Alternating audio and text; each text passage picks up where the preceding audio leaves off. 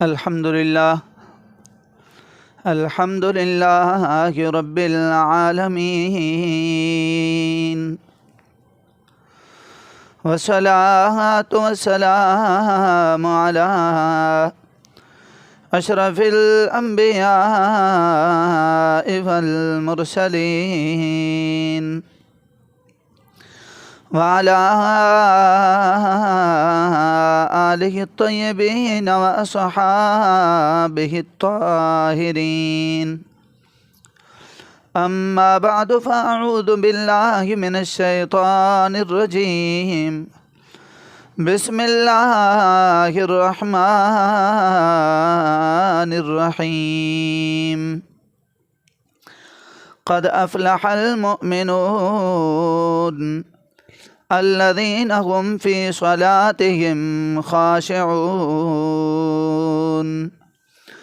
آمنت بالله صدق الله العظيم إن الله وملائكته يصلون على النبي يا أيها الذين آمنوا صلوا عليه وسلموا تسليما اللهم صل وسلم وبارك على سيدنا ومولانا محمد وبارك وسلم وصل عليه الہی کون ہے ثانی تیرا اس زمانے میں، تو ہی تو واحد و بے مثل ہے اس کارخانے میں، تو شاہوں کو گدا کر دے، گدا کو بادشاہ کر دے، اشارہ تیرا کافی ہے گھٹانے اور بڑھانے میں۔ الہی تو ہی اعظم کا خالق ہے، تو ہی بندوں کا رازق ہے، کمی کیا ہے میرے مولا سخاوت کے خزانے میں۔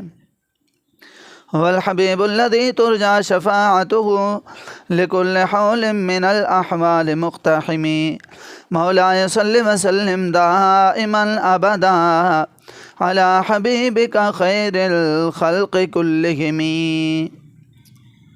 حمد و صلوات کے بعد معزز سامعین و ناظرین کرام، آج ہم ایک بار پھر بزم عثمان غنی رضی اللہ عنہ کے زیر اہتمام ہونے والے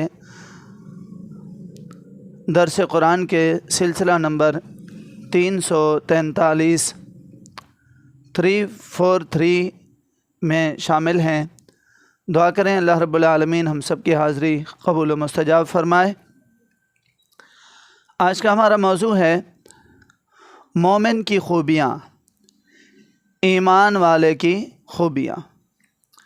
مومن کی خوبیاں کیا ہیں، اس پر بات سے قبل ایک دو باتیں تمہیداً سماعت فرما لیں۔ آج ہر بندہ کامیابی چاہتا ہے، ہر بندہ کامیابی کی تلاش میں ہے، کسی بھی فیلڈ سے وابستہ ہو، دینی ہو یا دنیاوی ہو، کسی بھی فیلڈ سے وابستہ شخص کامیابی کی تلاش میں ہے، اور دنیا میں موجود ہر فرد نے کامیابی کا کوئی نہ کوئی معیار مقرر کر رکھا ہے۔ کوئی شخص سمجھتا ہے کہ اگر میں مالدار بن گیا تو کامیاب ہو جاؤں گا، کوئی کہتا ہے میرا کاروبار چمک گیا تو میں کامیاب ہو جاؤں گا، اور کوئی سمجھتا ہے مجھے کوئی بڑا عہدہ مل گیا تو میں کامیاب ہو جاؤں گا، اور کوئی سمجھتا ہے کہ لوگ مجھے سلام کرنے لگ جائیں تو میں کامیاب ہو جاؤں گا، کوئی کہتا ہے میں دنیا میں سب سے زیادہ مشہور ہو جاؤں، مجھے شہرت مل جائے تو میں کامیاب ہو جاؤں گا۔ الغرض ہر فرد نے اپنے طور پر کامیابی کا کوئی نہ کوئی معیار بنا رکھا ہے۔ اب میں سے ہر شخص نے معیار مقرر کر رکھا ہوگا، میرا فلاں کام ہو جائے میں کامیاب ہوں، میرا فلاں کام ہو جائے میں کامیاب ہو جاؤں گا۔ ہر شخص نے اپنا اپنا ایک معیار بنایا ہوا ہے کہ مجھے فلاں کام کے کرنے میں اگر کامیابی مل جاتی ہے تو پھر میں کامیاب ہو جاؤں گا۔ تو ہر شخص نے کامیابی کا معیار بنایا ہوا ہے، اور اکثر طور پر جو لوگ کامیابی سمجھتے ہیں وہ تو یا تو اس طریقے سے سمجھتے ہیں کہ وہ عہدہ مل جائے تو کامیابی ہے، یا پھر مالدار ہو جائے تو کامیابی ہے۔ ذرا سوچئے، کیا محض بڑا عہدہ مل جانے سے کامیابی مل جاتی ہے؟ اگر بڑا عہدہ مل جانے سے بندہ کامیاب ہو جاتا ہے تو کائنات میں سب سے ایسا بادشاہ، ایسا شخص جس نے پوری دنیا پر حکومت اور بادشاہت کی ہو، تو کائنات کا سب سے بڑا کامیاب وہ ہونا چاہیے۔ جس طرح کہ آپ دیکھیں 4 لوگ ایسے دنیا میں آئے ہیں جنہوں نے پوری روئے زمین پر بادشاہت کی، ان میں سے 2 مسلمان تھے اور 2 کافر تھے۔ تو کفار میں سے بخت نصر بادشاہ تھا اور دوسرا نمرود تھا۔ تو نمرود اور بخت نصر یہ دونوں کافر تھے، اور مسلمانوں میں حضرت اسکندر ذوالقرنین تھے، حضرت سیدنا سلیمان علیہ السلام تھے۔ پورے روئے زمین کے یہ بادشاہ رہے ہیں۔ اور اگر کہیں مالداری آدمی کو کامیاب بناتی ہے تو پھر مالدار دیکھیں، قارون ایسا شخص تھا جس کے پاس سب سے زیادہ مال و دولت تھا، باوجود اس کے وہ کامیاب نہیں ہے۔ تو اس سے پتہ چلتا ہے کہ بڑا عہدہ مل جانا بھی کامیابی نہیں ہے، اور ساتھ ہی ساتھ مال و دولت مل جانا بھی کامیابی نہیں ہے۔ تو کامیابی ہے کس بات میں؟ کامیاب ہے کون؟ قرآن کریم نے سورہ مومنون میں اللہ تعالیٰ نے ارشاد فرمایا، قد افلح المؤمنون، یقیناً کامیاب ہو گئے ایمان والے۔ اس سے پتہ چلتا ہے کہ جس شخص کے پاس ایمان کی دولت ہے وہ کامیاب ہے۔ اگر ایمان کی دولت نہ ہو، باقی دنیا کی ساری نعمتیں بھی اسے مل جائیں، پھر بھی وہ ناکام کہلائے گا، کامیاب نہیں ہوگا۔ تو قرآن کریم نے معیار مقرر کیا ہے کامیابی کا، وہ کیا ہے کہ آدمی کے پاس ایمان کی دولت ہو۔ اس سے پتہ چلتا ہے کہ دنیا بھر کی دولتوں میں سب سے بڑی دولت ایمان ہے، اور ایمان ہی کامیابی کا راز ہے۔ ایمان کس چیز کا نام ہے؟ اقرار باللسان اور تصدیق بالقلب کا نام ایمان ہے۔ کیا مطلب؟ کہ آدمی زبان سے اقرار کر رہا ہو، دل سے تصدیق کر رہا ہو، اسے ایمان کہتے ہیں۔ کس چیز کا اقرار؟ کس چیز پر ایمان؟ اللہ پر ایمان، اس کے فرشتوں پر ایمان، اس کے رسولوں پر ایمان، اس کی کتابوں پر ایمان، یوم آخرت پر ایمان، مرنے کے بعد اٹھنے پر ایمان، ان ساری چیزوں پر ایمان لانا، انہیں دل و جان سے ماننا، زبان سے اقرار کرنا اور دل سے اس بات کی تصدیق کرنا ایمان کہلاتا ہے۔ تو جس شخص کو اللہ تعالیٰ نے یہ سعادت و توفیق بخشی ہے کہ اس کے پاس ایمان کی دولت ہے، تو دنیا کی سب سے بڑی دولت ہے ایمان، وہ خود کو کامیاب سمجھے۔ اب مومنین میں بھی بہت سے لوگ ہیں محض کلمہ پڑھا ہوا ہے۔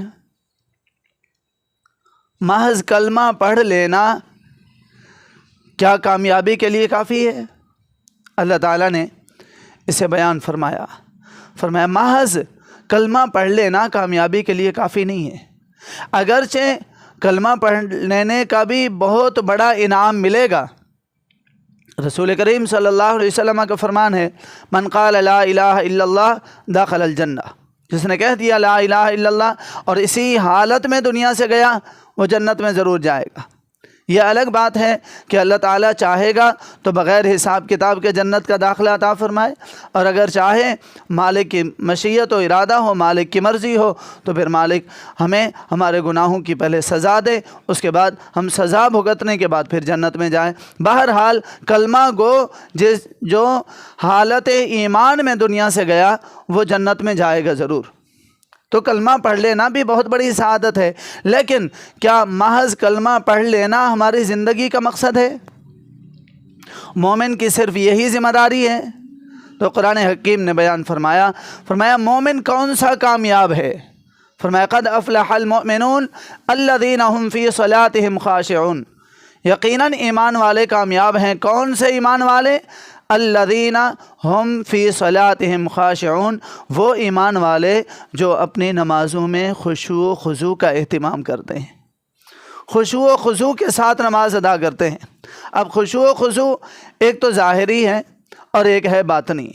ظاہری طور پر خشوع و خضوع کیا ہے کہ بندہ حالت نماز میں ادھر ادھر نہیں دیکھے، مصلی اور جائے نماز سے اس کی نظر جو ہے ادھر ادھر نہیں جائے، اور یہاں تک کہ نظر ترچھی کر کے بھی آنکھوں کے اطراف سے بھی ادھر ادھر نہیں دیکھے، اعضاء اور جوارح کو بلا وجہ حرکت نہ دے، آسمان کی طرف نظر اٹھا کے نہ دیکھے، نماز میں ایسے کام نہ کرے کہ سامنے والے کو پتہ چلے کہ یہ نماز میں ہی نہیں ہے، ایسی حالت بھی نہ ہو۔ تو نماز میں خشوع و خضوع کا اہتمام ظاہری طور پر یہ ہوگا، اور باطنی طور پر کیا ہے کہ دل دنیا کی محبت سے خالی کر کے محض اللہ کی محبت کو اپنے دل میں جگہ دے کر بندہ نماز ادا کر رہا ہو۔ نبی رحمت صلی اللہ تعالیٰ علیہ وآلہ وسلم نے کی بارگاہ میں عرض کیا گیا، حضور احسان کس چیز کا نام ہے؟ آقا کریم صلی اللہ تعالیٰ علیہ وسلم نے فرمایا، ان تعبد اللہ کأنک تراہ، احسان یہ ہے کہ آپ اللہ کی عبادت اس طرح کرو گویا کہ تم اللہ کو دیکھ رہے ہو۔ جو شخص مالک ارض و سما اللہ رب العالمین کے دیدار میں مشغول ہو، اسے دنیا بھر کے خیالات کہاں آئیں گے؟ اسے دنیا کے معاملات کی طرف اس کی توجہ کہاں جائے گی؟ یہ ہے احسان کے طریقے پر انتہائی اعلیٰ درجے پر نماز ادا کرنا۔ فرمایا ان تعبد اللہ کأنک تراہ، اللہ کی عبادت ایسے کرو جیسا کہ تم اسے دیکھ رہے ہو۔ فإن لم تکن تراہ فإنہ یراک، ہاں اگر تم میں اتنی سکت نہیں کہ مالک کو دیکھ سکو تو پھر فإنہ یراک، کم از کم آپ کے دل میں اتنا تصور ہونا چاہیے کہ اللہ آپ کو دیکھ رہا ہے۔ جب بندہ اس حال میں اللہ کی بارگاہ میں نماز کی ادائیگی کے لیے مشغول ہو، تصور میں یہ بات جمی ہوئی ہو کہ میں اللہ کو دیکھ رہا ہوں، یا کم از کم یہ بات بیٹھی ہوئی ہو کہ اللہ مجھے دیکھ رہا ہے، تو وہ انتہائی خشوع و خضوع کے ساتھ نماز ادا کرے گا، اور یہی ایمان والے سے مطلوب ہے۔ تو پہلی خوبی ایمان والے کی کیا ہے؟ الذین هم فی صلاتہم خاشعون، نماز میں خشوع و خضوع کا اہتمام کرتے ہیں۔ دوسرے نمبر پہ قرآن حکیم نے دوسری خوبی بیان کی، فرمایا والذین هم عن اللغو معرضون، لغو فضول باتوں سے منہ پھیرنے والے ہوتے ہیں۔ ایمان والے کا کام نہیں ہے فضول باتوں میں اپنا وقت صرف کرنا، اپنی قوت جو ہے فضول کاموں میں لگا دینا۔ لغو کسے کہتے ہیں؟ ہر وہ قول یا فعل، ہر وہ بات یا کام جس کا دینی یا دنیاوی اعتبار سے فائدہ نہ ہو، اس میں خود کو مصروف رکھنا، یہ لغو کام میں خود کو مصروف رکھنا ہے، فضول کام ہے جس کا نہ دینی طور پر کوئی فائدہ ہے نہ دنیاوی طور پر کوئی فائدہ ہے۔ آپ دیکھتے ہیں عام طور پر آج کل ہمارے نوجوان اکثر طور پر جو ہے سوشل میڈیا کا استعمال بلا وجہ بلا ضرورت ہو رہا ہوتا ہے، جس کا نہ دینی اعتبار سے کوئی فائدہ نہ دنیاوی اعتبار سے کوئی فائدہ، تو یہ لغو کام ہے، ایمان والوں کو یہ زیب نہیں دیتا۔ قرآن فرماتا ہے والذین هم عن اللغو معرضون، ایمان والوں کی خوبی یہ ہے کہ وہ فضول کاموں سے منہ موڑنے والے ہوتے ہیں۔ آج کل ہمارے ہاں یوں بھی دیکھا جاتا ہے، چند نوجوانوں کی گیدرنگ ہوتی ہے، وہ ایک ساتھ بیٹھتے ہیں تو خواہ مخواہ کی گپ شپ ہو رہی ہوتی ہے، جس کا نہ دینی طور پر کوئی فائدہ اور نہ ہی دنیاوی طور پر کوئی فائدہ۔ بعض اوقات تو یوں بھی ہوتا ہے کہ ہم ایک دوسرے کا مذاق اڑا رہے ہوتے ہیں، ایک دوسرے کی ہتک کر رہے ہوتے ہیں۔ اچھا، بہت سارے ایسے کھیل بھی پائے جاتے ہیں ہمارے معاشرے میں جن کا نہ دینی اعتبار سے کوئی فائدہ ہے نہ دنیاوی اعتبار سے کوئی فائدہ ہے، جس طرح موبائلوں میں عام طور پر بلا وجہ بلا ضرورت لوگ گیمیں کھیلتے رہتے ہیں، رات بھر لگے رہتے ہیں، نہ نمازوں کی پرواہ، نہ اللہ رسول کے احکام کی پرواہ، نہ گھر والوں کی پرواہ، نہ دنیا داری کا کوئی فکر، نہ دینی اعتبار سے کوئی سوچ اور فکر، بس ہر وقت گیم ہو اور وہ ہوں۔ تو یہ لغو چیزیں ہیں جن سے ایمان والوں کو بچنے کا حکم دیا گیا ہے، اور ایمان والوں سے یہ مطلوب ہے کہ اپنے اندر ایسی خوبیاں پیدا کریں جو آدمی کو جنت کی طرف لے جائیں، اور ایسے ہر فعل سے، ایسے ہر کام سے بچیں جو آدمی کو جنت سے دور اور جہنم کے قریب کرتے ہیں۔ فرمایا والذین هم عن اللغو معرضون، ایمان والوں کی دوسری خوبی کیا ہے کہ وہ فضول باتوں سے بچنے والے ہوتے ہیں۔ نبی رحمت صلی اللہ تعالیٰ علیہ وآلہ وسلم نے ارشاد فرمایا من حسن اسلام المرء ترکہ ما لا یعنیہ، اسلام کے بہترین خوبیوں میں سے ایک خوبی یہ بھی ہے کہ آدمی کا جس کام سے کوئی تعلق نہ ہو، فضول بات ہو، فضول کام ہو، مسلمان اس کام کی طرف نہیں جاتا۔ تو ہمیں چاہیے کہ ہم فضول کاموں سے بچیں، فضول باتوں سے بچیں۔ نبی رحمت صلی اللہ تعالیٰ علیہ وآلہ وسلم نے ارشاد فرمایا لا تزال قدم ابن آدم حتی یسأل عن خمس، قیامت کے دن ابن آدم کا قدم اس وقت تک نہیں اٹھ سکے گا جب تک کہ وہ 5 سوالوں کے جواب نہ دے دے۔ نمبر 1 عن عمرہ فیما افناہ، اپنی ساری زندگی کے ایک ایک لمحے کے بارے میں اسے جواب دینا ہوگا۔ اس نے یہ سارے لمحات کہاں کہاں گزارے، کیا قرآن و سنت کے دی ہوئی تعلیمات کے مطابق گزارے ہیں یا قرآن و سنت کے ممنوعات کے حوالے سے گزارے ہیں، اس نے کہاں اپنی زندگی گزاری، زندگی کے ایک ایک لمحے کا حساب دینا پڑے گا۔ تو ہمیں زندگی کا ایک ایک لمحہ سوچ سمجھ کے گزارنا ہے کہ ہم اپنا محاسبہ کریں، آج کا دن ہم نے فضول میں گزارا یا با مقصد کاموں کے لیے ہم نے اپنے اس دن کو استعمال کیا۔ تو فرمایا دوسرے نمبر پہ عن شبابہ فیما ابلا، پوچھا جائے گا کہ آپ کو جوانی عطا فرمائی تھی، طاقت عطا فرمائی تھی، اس طاقت کا استعمال کہاں کیا، جائز مقامات پر، ناجائز مقامات پر، کہاں خرچ کیا، یہ حساب دینا ہوگا۔ اور تیسرے نمبر پہ نبی رحمت صلی اللہ تعالیٰ علیہ وآلہ وسلم نے ارشاد فرمایا اس سے پوچھا جائے گا کہ آپ نے یہ مال کہاں سے کمایا، عن مالہ من این اکتسبہ، کہاں کس ذریعے سے آپ کے پاس دولت آئی تھی، یہ پوچھا جائے گا۔ اور چوتھے نمبر پہ فرمایا وفیما انفقہ، یہ بھی پوچھا جائے گا اللہ نے جو رزق حلال دیا تھا وہ آپ نے کہاں کہاں خرچ کیا تھا۔ آج کل ہم دنیا کی آسائشوں کے پیچھے اس طرح دوڑے ہوئے ہیں کہ ہمیں نہیں معلوم کہ یہ کام شریعت اس کی اجازت دیتی ہے یا نہیں دیتی ہے، کبھی سیکھنے کی کوشش بھی نہیں کی۔ قیامت کے دن جب حساب دینا پڑے گا تو پتہ چلے گا کہ ہم نے زندگی بے مقصد گزاری ہے یا با مقصد گزاری ہے۔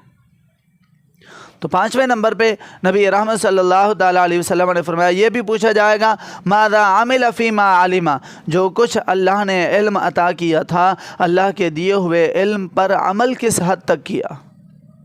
تو محض بیان سن لینا، محض قرآن و سنت کا درس سن لینا یہ کافی نہیں ہوتا، بلکہ مسلمان کی ذمہ داری ہے جو علم کی بات ہم تک پہنچے۔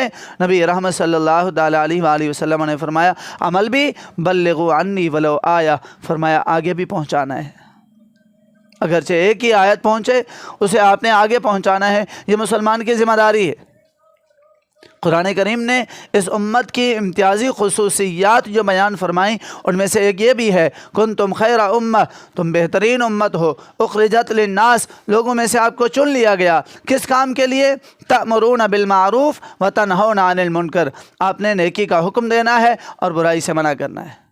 یہ ہم میں سے ہر ایک فرد کی ذمہ داری ہے، اور ہر مسلمان کو چاہیے اپنے مسلمان ہونے کی ذمہ داریوں کو نبھائے، ایمان والا ہونے کی ذمہ داریوں کو نبھائے۔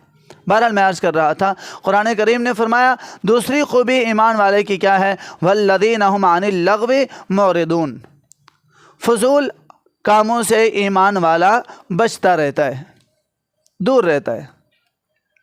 اس کے بعد قرآن کریم نے ارشاد فرمایا تیسری خوبی والذین هم للزکاة فاعلون، ایمان والے کی تیسری خوبی یہ ہے کہ اگر اللہ تعالیٰ نے اسے مال عطا کیا ہوتا ہے تو پھر وہ کنجوسی نہیں کرتا، اللہ کے حکم کے مطابق اپنے مال کو خرچ کرتا ہے، اور ہر سال جب اس کے مال پر صاحب نصاب ہونے کی صورت میں زکوٰۃ فرض ہوتی ہے تو پھر وہ یہ نہیں سوچتا کہ میں اتنے پیسے نکالوں گا تو میری مالیت کم ہو جائے گی، نہیں، بلکہ اللہ کے حکم پر عمل کرتے ہوئے ہر سال صاحب نصاب ہونے کی صورت میں اپنے مال کا 2.5% اللہ کی راہ میں خرچ کرتا ہے، زکوٰۃ کی نیت سے دیتا ہے۔ تو قرآن کریم نے تیسری خوبی جو ایمان والوں کی بیان فرمائی وہ ہے والذین ہم للزکاۃ فاعلون، ایمان والے اپنے مال کی زکوٰۃ ادا کرتے ہیں۔ اس کا فائدہ کیا ہے؟ نبی رحمت صلی اللہ تعالیٰ علیہ وسلم کا فرمان ہے، حضرت سیدنا جابر بن عبداللہ انصاری رضی اللہ تعالیٰ عنہ فرماتے ہیں، جس شخص نے اپنے مال کی زکوٰۃ دے دی اس کے مال کا شر اس سے چلا گیا۔ مطلب یہ ہے کہ وہ اپنے مال کے شر سے بچ گیا۔ اور جو شخص مال کی زکوٰۃ نہیں دیتا، قرآن کریم میں اس کی مذمت بھی بیان کی گئی۔ قرآن کریم میں اللہ تعالیٰ نے فرمایا والذین یکنزون الذہب والفضة ولا ينفقونها فی سبیل اللہ، اور وہ لوگ جو سونا اور چاندی سنبھال کے رکھتے ہیں، چھپا کے رکھتے ہیں، ولا ينفقونها فی سبیل اللہ، اللہ کی راہ میں خرچ نہیں کرتے، فبشرہم بعذاب علیم، انہیں دردناک عذاب سنا دیجئے۔ وہ دردناک عذاب کیا ہے؟ یوم یحمیٰ علیہا فی نار جہنم، جہنم کی آگ میں اسے تپایا جائے گا، اس مال و دولت کو گرم کیا جائے گا۔ فتکویٰ بہا جباہہم وجنوبہم وظہورہم، ان کی پیشانیاں داغی جائیں گی، ان کی پیٹھیں داغی جائیں گی، ان کے پہلو داغے جائیں گے، اور کہا جائے گا ھذا ما کنزتم لانفسکم، یہ وہ خزانہ ہے جو تم نے اپنے لیے چھپایا تھا، فذوقوا ما کنتم تکنزون، اپنے چھپے ہوئے خزانے کا مزہ چکھ لو۔ تو قرآن کریم نے اس کی مذمت بیان فرمائی۔ نبی رحمت صلی اللہ تعالیٰ علیہ وسلم نے اس حوالے سے فرمایا، جو شخص اپنے مال کی زکوٰۃ ادا نہیں کرتا، کل بروز قیامت اللہ تعالیٰ اس کے مال کو گنجے سانپ کی صورت عطا فرمائے گا، اس کے سر پر 2 جو ہے وہ سیاہ تنکے بھی ہوں گے۔ نبی رحمت صلی اللہ تعالیٰ علیہ وسلم نے فرمایا وہ سانپ اس کے گلے کا توق بن جائے گا، اور پھر اس کی باچھیں دونوں پھاڑ کے کہے گا میں تیرا مال ہوں، میں تیرا خزانہ ہوں۔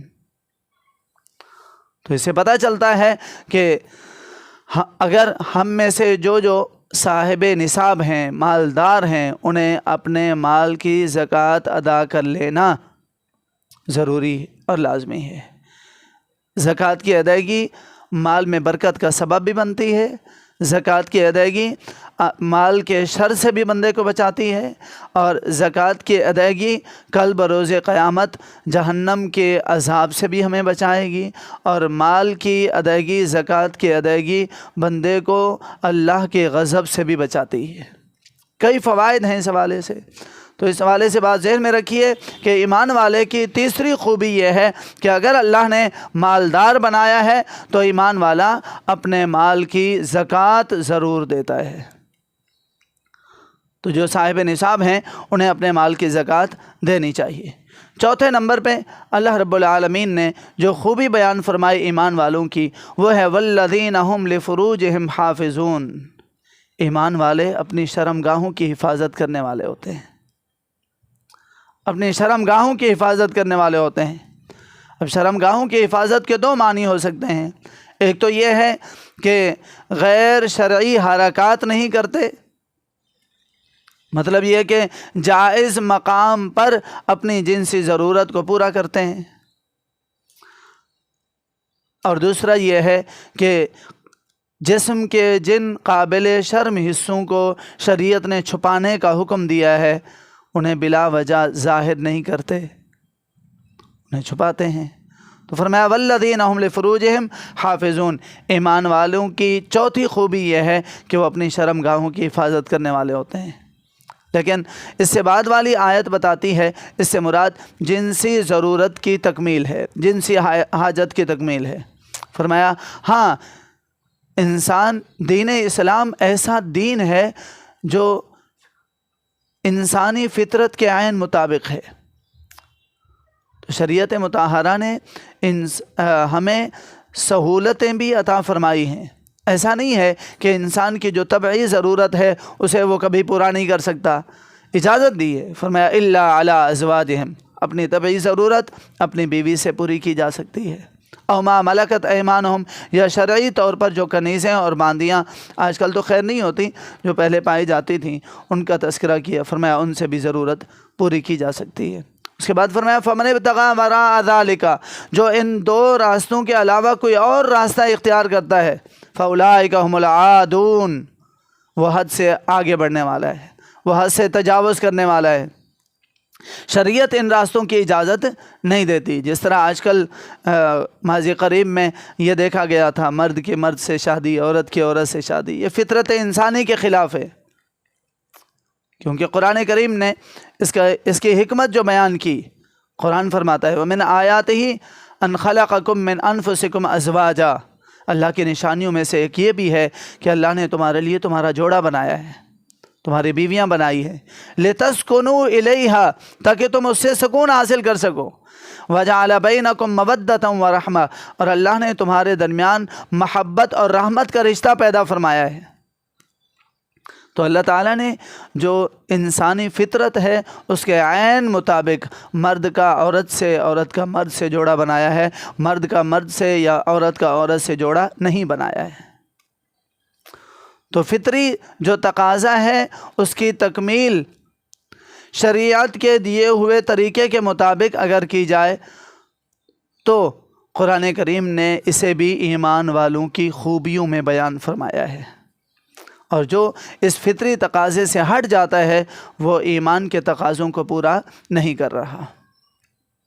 اس کے بعد قرآن حکیم نے بیان فرمایا والذین ہم لاماناتہم وعہدہم راعون، ایمان والوں کی پانچویں خوبی یہ بھی ہے کہ ایمان والے اپنی امانتوں کی حفاظت کرتے ہیں۔ یہ رحمت صلی اللہ تعالیٰ علیہ وسلم کا فرمان ہے۔ حضرت سیدنا عبادہ بن صامت رضی اللہ تعالیٰ عنہ سے مروی ہے، وہ فرماتے ہیں نبی رحمت صلی اللہ تعالیٰ علیہ وسلم نے ارشاد فرمایا 6 چیزوں کی آپ مجھے ضمانت دے دو، جنت کی ضمانت میں تمہیں دیتا ہوں۔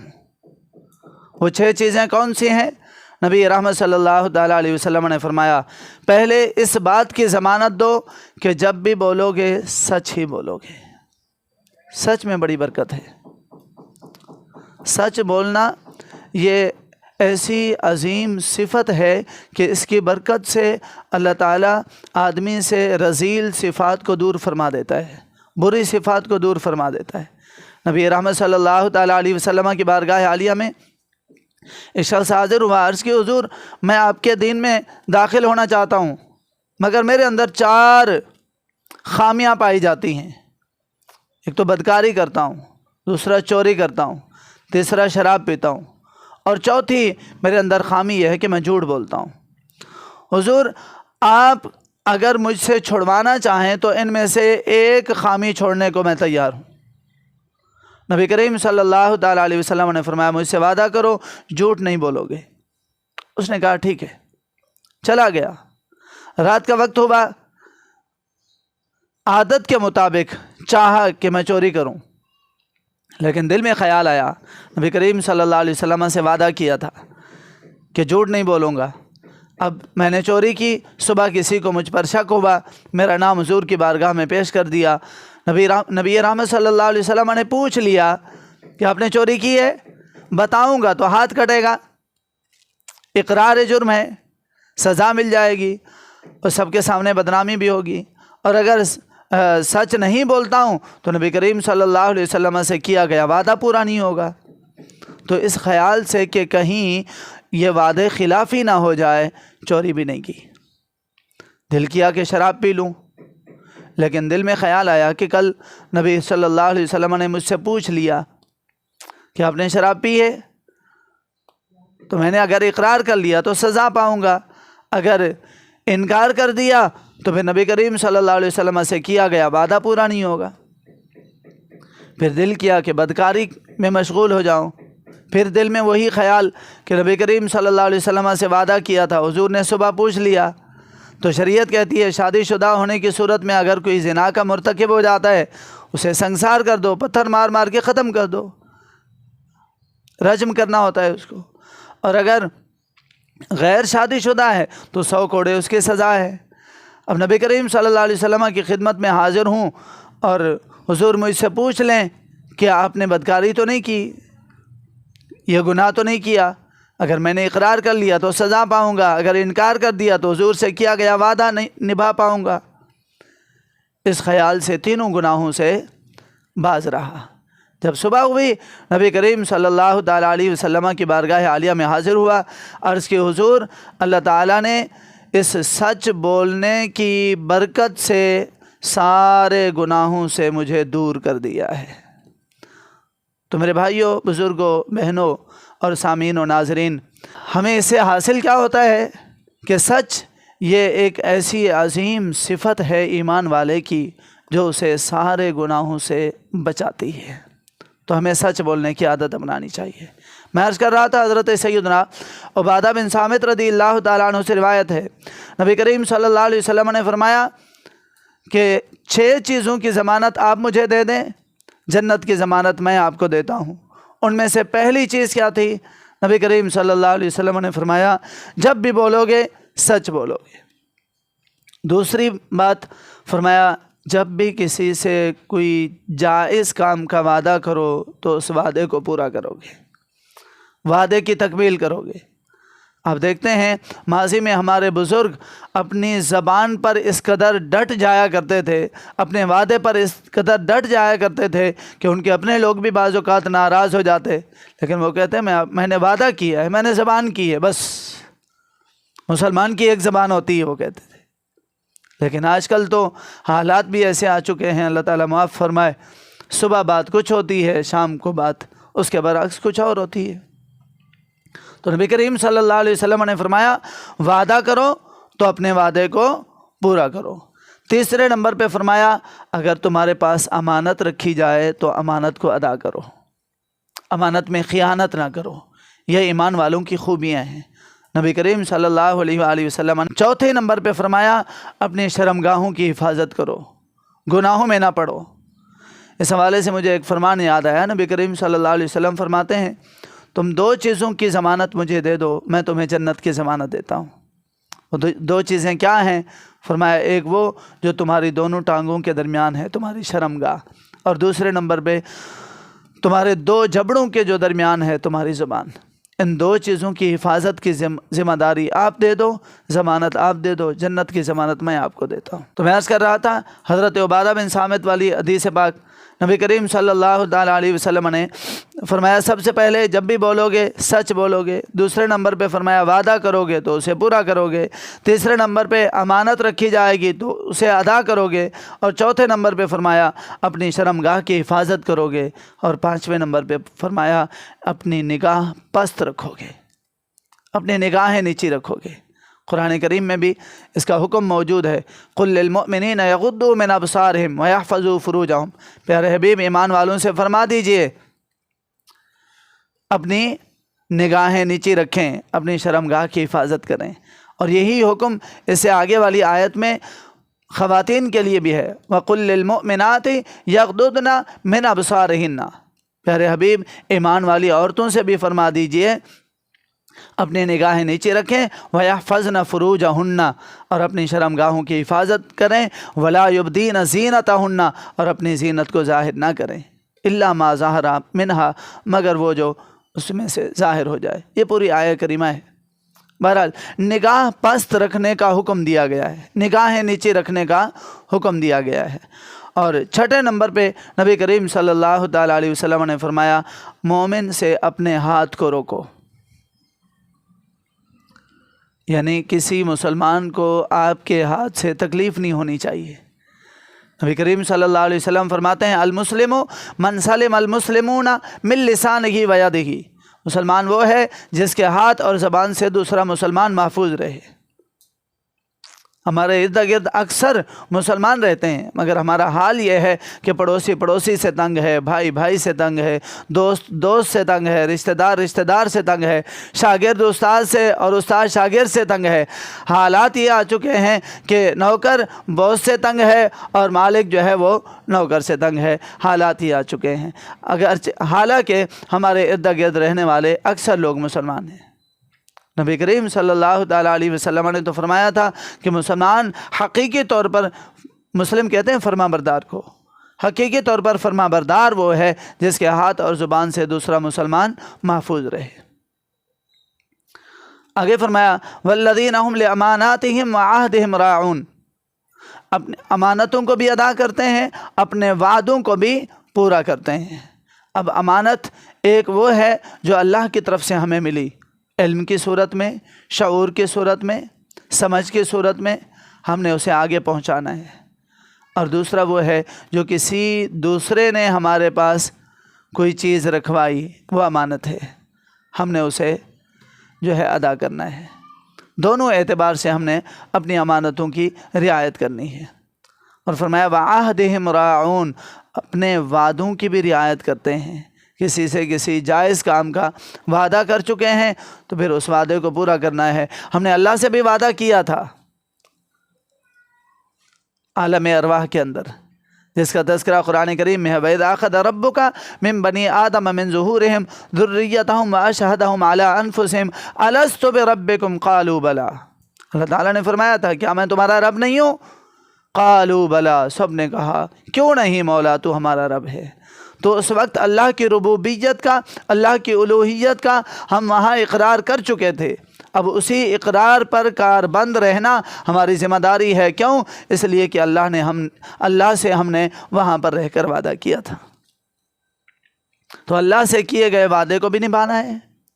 اور جب بندہ دین اسلام میں داخل ہوتا ہے تو دین اسلام کی کچھ ذمہ داریاں اس پر عائد ہوتی ہیں، ان ذمہ داریوں کو بھی ہم نے نبھانا ہے۔ بہرحال آخری صفت جو اللہ تعالیٰ نے بیان فرمائی، وہ پہلے بھی بیان فرمائی تھی، سب سے پہلی خوبی، اور آخر میں بھی اسی خوبی کا تذکرہ کیا۔ فرمایا والذین هم علی صلواتہم یحافظون، ایمان والوں کی ایک خوبی یہ بھی ہے کہ وہ اپنی نمازوں کی حفاظت کرنے والے ہوتے ہیں۔ نمازوں کی حفاظت، یہ نہیں فرمایا کہ نماز پڑھنے والے ہوتے ہیں، بلکہ نمازوں کی حفاظت کرنے والے ہوتے ہیں۔ تو حفاظت کا کیا مطلب ہوگا؟ نماز کو وقت پر ادا کرتے ہیں، اور نماز کو اس کے فرائض، واجبات، آداب، سنن کے عین مطابق ادا کرتے ہیں، اور شریعت مطہرہ نے جس طریقے پر نماز کی ادائیگی کا حکم دیا ہے اسی طریقے پر اپنی نماز ادا کرتے ہیں۔ اور پھر والذین هم علی صلواتہم یحافظون، اپنی نمازوں کی حفاظت کرتے ہیں، تو اس کا مطلب یہ بھی ہو سکتا ہے کہ نمازیں پڑھ کر ان نمازوں کو ضائع ہونے سے بچاتے ہیں، اس کی نگہبانی کرتے ہیں۔ حدیث پاک میں ہے، نبی رحمت صلی اللہ تعالیٰ علیہ وآلہ وسلم نے نماز کی حفاظت کے حوالے سے ایک حدیث پاک میں ہے، نبی صلی اللہ علیہ وسلم نے ارشاد فرمایا کہ جو شخص امام کے بالکل عین مد مقابل کھڑا ہو کر نماز ادا کرتا ہے اسے 100 نمازوں کا ثواب ملتا ہے، اور جو امام صاحب کے دائیں سائڈ پر کھڑا ہو کر نماز ادا کرتا ہے اسے 75 نمازوں کا ثواب ملتا ہے، اور جو بائیں سائڈ پر کھڑا ہو کر نماز ادا کرتا ہے اسے 50 نمازوں کا ثواب ملتا ہے۔ یہ پہلی صف کی بات ہے۔ جو دوسری صف میں کھڑا ہوتا ہے اسے 25 نمازوں کا ثواب ملتا ہے۔ اب مسجد بھی ایک ہے، امام بھی وہی ہے، لیکن جگہ کے فرق کی وجہ سے ثواب تبدیل کیوں ہوا؟ اس لیے کہ جو پہلے آیا وہ صف اول میں آ کے بیٹھا، جو بعد میں آیا وہ صف ثانی میں چلا گیا، تو صف اول کا اجر و ثواب صف ثانی کے بنسبت دگنا یا 4 گنا بھی ہے۔ کیوں؟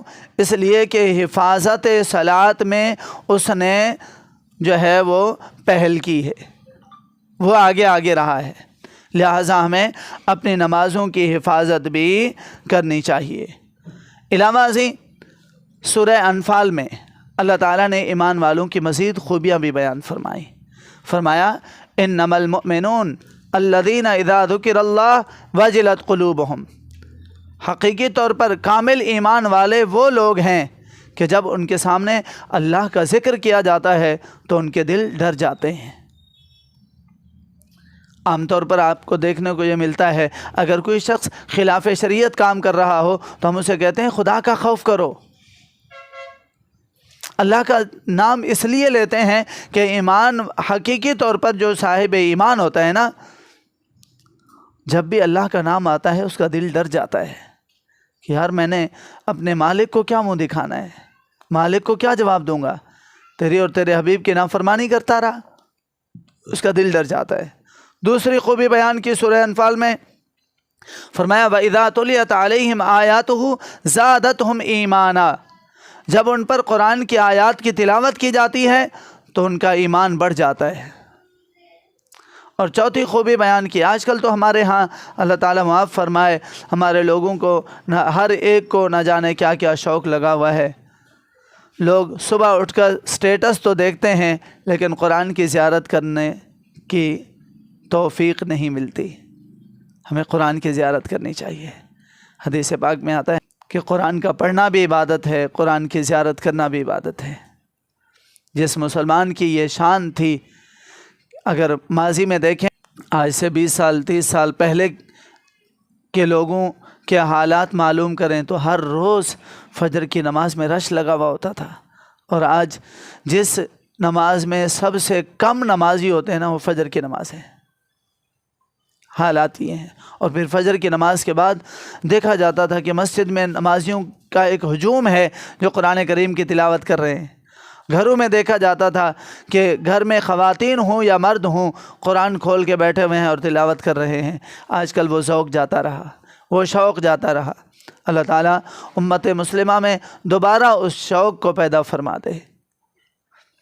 تو فرمایا دوسری خوبی سورہ انفال کے اعتبار سے ایمان والے کی خوبی یہ ہے کہ جب اس کے سامنے اللہ کی آیات کی تلاوت کی جاتی ہے تو اس کا ایمان بڑھ جاتا ہے، خوش ہو جاتا ہے وہ۔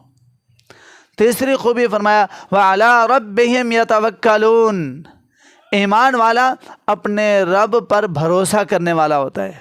حالات ہر وقت ایک جیسے نہیں رہتے، بعض اوقات حالات ناگفتہ بھی ہوتے ہیں، بندہ پریشانی کے عالم میں بھی ہوتا ہے، اس عالم میں بندے کو اپنے رب پر بھروسہ کرنا ہے، توکل کرنا ہے، عزم مصمم کے ساتھ اپنا نیک اور جائز کام کرتے رہنا ہے۔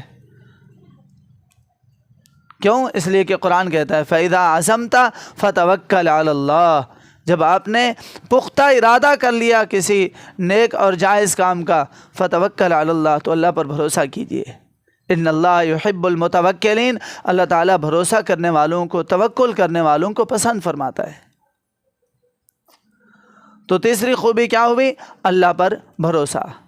اور چوتھے نمبر پہ وہی خوبی جو سورہ مومنون میں 2 مرتبہ ذکر کی گئی، یہاں پر بھی بیان ہوئی۔ فرمایا الذین یقیمون الصلاۃ، ایمان والوں کی خوبی یہ بھی ہے کہ وہ نماز قائم کرتے ہیں، نماز ادا کرتے ہیں۔ اور 5ویں خوبی سورہ انفال میں بیان کی گئی وَمِمَّا رَزَقْنَاهُمْ يُنْفِقُونَ، ایمان والوں کی ایک خوبی یہ بھی ہے کہ اللہ نے جو انہیں رزق عطا کیا، اللہ کے دیے ہوئے رزق کو اللہ کے راہ میں خرچ بھی کرتے ہیں۔ تو یہ خوبیاں چند جو میں نے آپ کے سامنے عرض کی، اور بھی سورہ معارج میں مزید مقامات پر بیان کی گئی ہیں۔ وقت کی نزاکت کے پیش نظر بس اتنا ہی۔ آخر میں ایک بات ذہن میں رکھیے گا، ان ساری خوبیوں کی جامع محبت رسول ہے۔ نبی رحمت صلی اللہ تعالیٰ علیہ وآلہ وسلم نے ارشاد فرمایا لا یؤمن احدکم حتی اکون احب الیہ من والدہ وولدہ والناس اجمعین۔ چونکہ کامل ایمان والے کی خوبیاں بیان کی جا رہی ہیں، تو کامل ایمان اس وقت تک ہوتا بھی نہیں ہے جب تک کہ رسول کریم صلی اللہ تعالیٰ علیہ وآلہ وسلم سے اپنے آباء و اجداد، اپنی اولاد، اپنے گھر والے اور کائنات کے سارے لوگ، یہاں تک کہ اپنی ذات سے بھی بڑھ کر جب تک رسول کریم صلی اللہ علیہ وسلم سے محبت نہ ہو تب تک ایمان کامل ہی نہیں ہوتا ہے۔ کسی نے کہا تھا نماز اچھی، روزہ اچھا، حج اچھا، زکوٰۃ اچھی، مگر میں باوجود اس کے مسلمان ہو نہیں سکتا، نہ جب تک کٹ مروں میں خواجہ بطحا کی عزت پر، خدا شاہد ہے کامل میرا ایمان ہو نہیں سکتا۔ وما علیہ الا البلاغ المبین۔